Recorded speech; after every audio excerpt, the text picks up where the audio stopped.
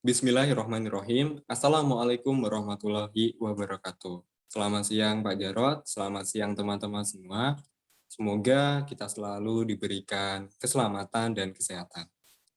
Sebelumnya kami ucapkan terima kasih banyak kepada Pak Jarot atas waktu dan kesempatan yang diberikan kepada kelompok kami untuk mempresentasikan materi terkait uji validitas tes. Nah, pada presentasi kali ini akan membahas mengenai pengertian uji validitas tes, akan membahas juga mengenai jenis-jenis uji validitas tes, tujuan uji validitas tes atau pentingnya uji validitas tes, dan nanti juga ada cara menghitung uji validitas tes menggunakan cara manual maupun menggunakan SPSS. Next. Nah, berikut adalah nama anggota dari kelompok 10. Yang pertama ada Dina Novitasari dengan NIM 71014200026. Berikutnya ada Dini Aprilia Nurmala 71014200161. Yang ketiga ada saya sendiri Febri Triandista dengan NIM 71014200248. Dan yang keempat ada Kamila Akil Aisyah dengan NIM 71014200365. Rombel Pendidikan Akuntansi B 2020. Next. Pengertian uji validitas tes, di mana kami mengambil beberapa pandangan dari para ahli. Yang pertama ada Azwar 2000.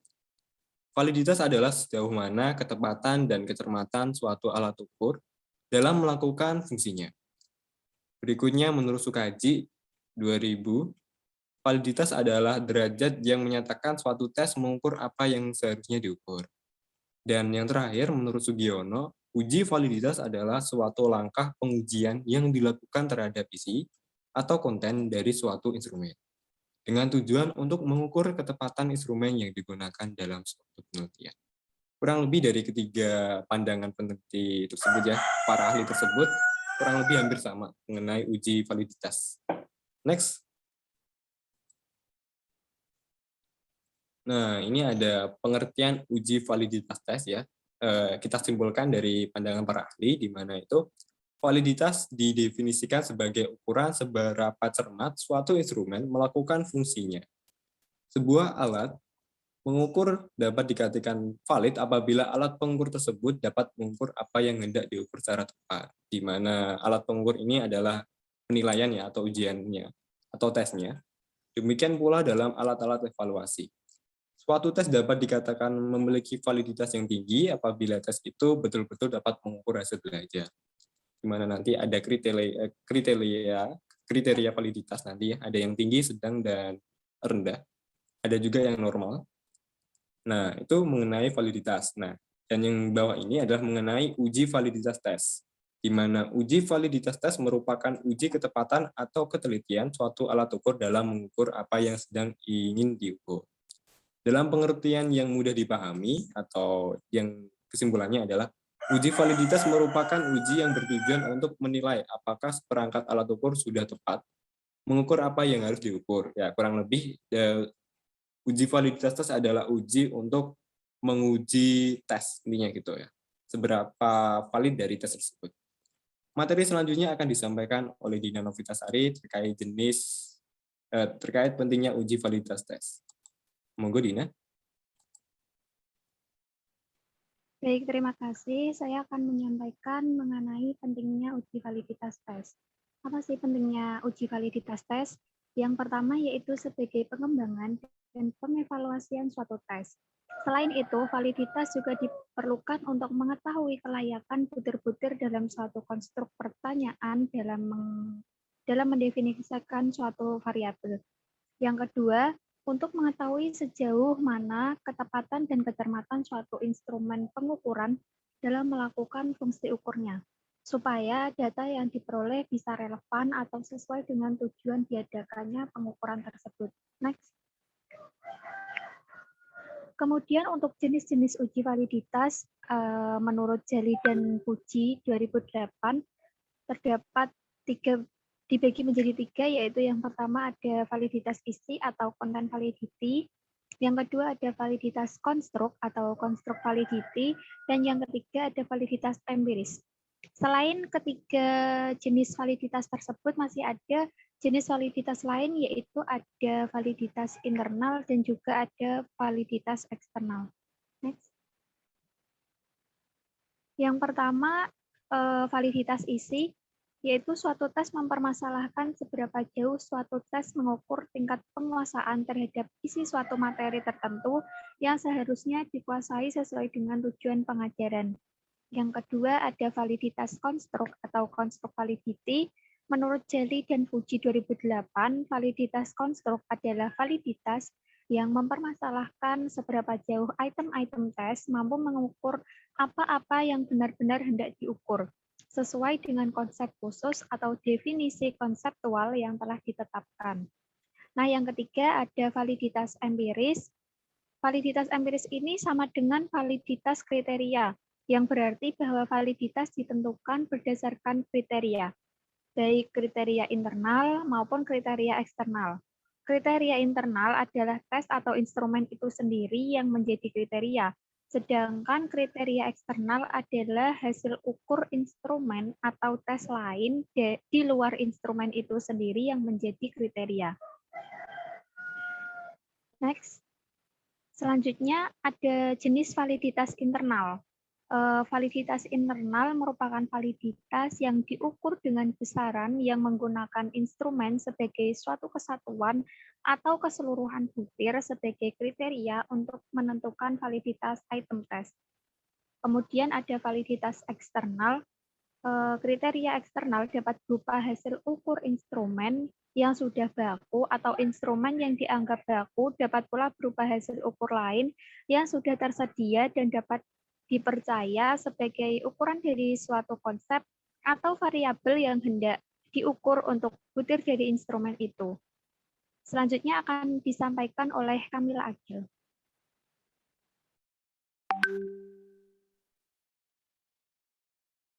Baik, terima kasih. Saya akan menyampaikan materi cara menghitung manual uji validitas tes. Menghitung uji validitas bisa menggunakan teknik korelasi produk Maman, di mana rumusnya R XY sama dengan M dikali sigma XY dikurangi sigma X kali sigma Y dibagi akar N kali sigma X kuadrat dikurangi sigma X pangkat 2 dikali sigma X dikali N kali sigma Y kuadrat dikurangi sigma Y pangkat 2. Keterangannya, R XY yaitu koefisien korelasi, N-nya banyaknya peserta tes, X nilai dari butir soal tertentu, Y skor total per variabel. Jika R hitung lebih besar dari R tabel, maka butir item valid. Kriteria validitas yang pertama 0,80 sampai 1,00 kriterianya sangat tinggi. Yang kedua 0,60 sampai 0,79 kriterianya tinggi. 0,40 sampai 0,59 kriterianya sedang. Yang keempat 0,20 sampai 0,39 kriterianya rendah. Yang kelima 0,00 sampai 0,19 kriterianya sangat rendah. Ini merupakan tabel contoh uji validitas tes yang dimana pesertanya ada 10.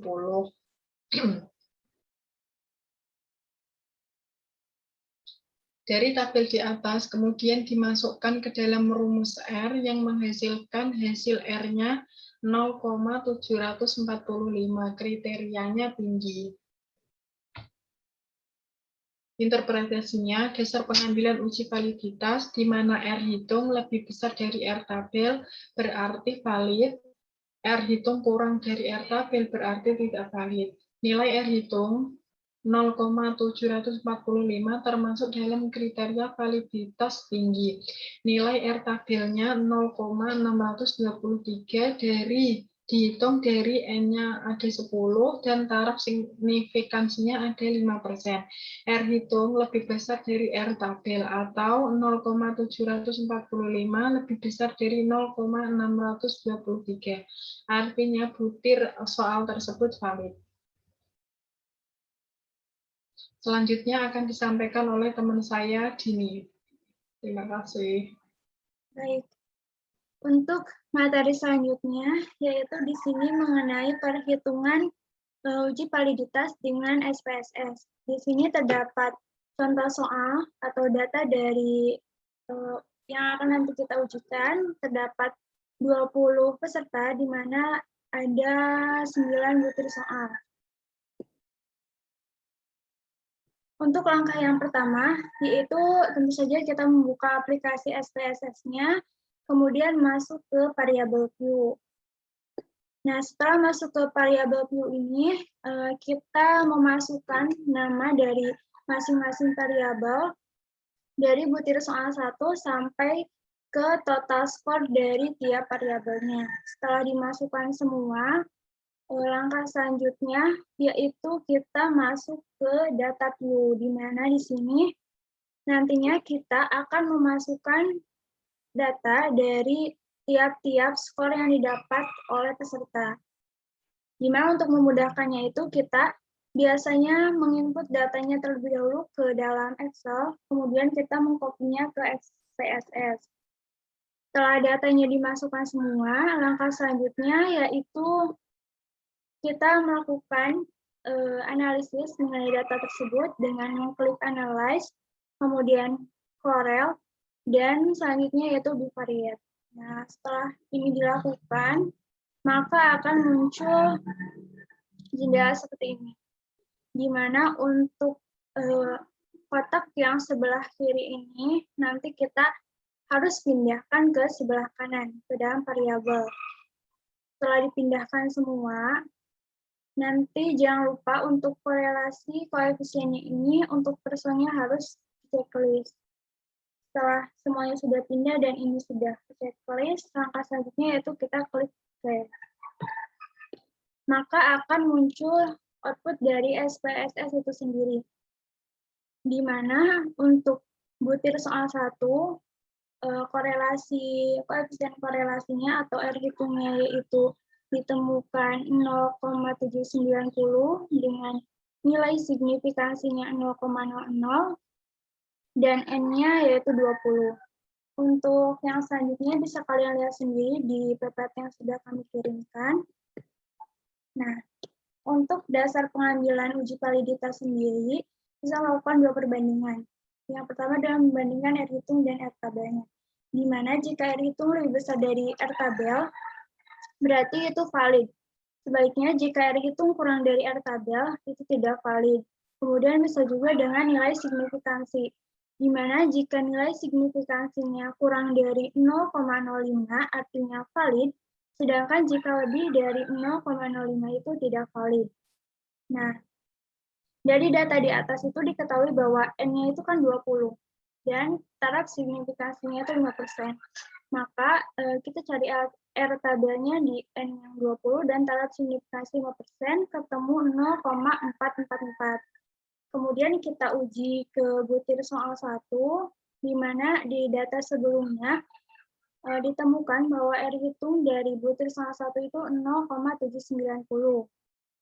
Yang mana R hitung ini lebih besar dari R tabel, atau 0,790 lebih besar dari 0,444.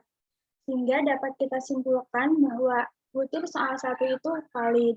Atau juga kita bisa menggunakan dengan melihat nilai signifikansinya, di mana untuk nilai signifikansi dari butir 1 itu 0,000, yang mana kurang dari 0,05, artinya valid.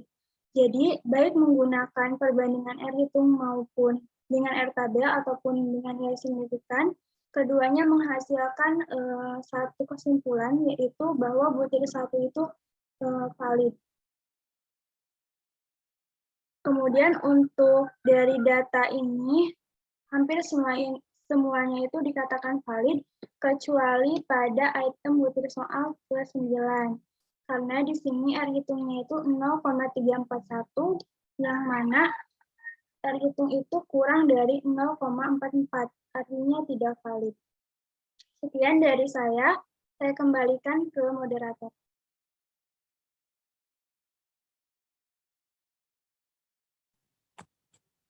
Baik, terima kasih banyak untuk Dini, Dina, dan Kamila atas materi yang telah disampaikan.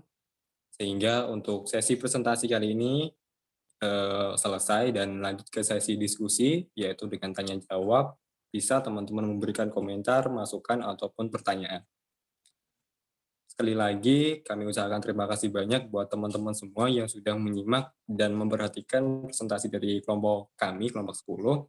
Sekian, terima kasih. Wassalamualaikum warahmatullahi wabarakatuh.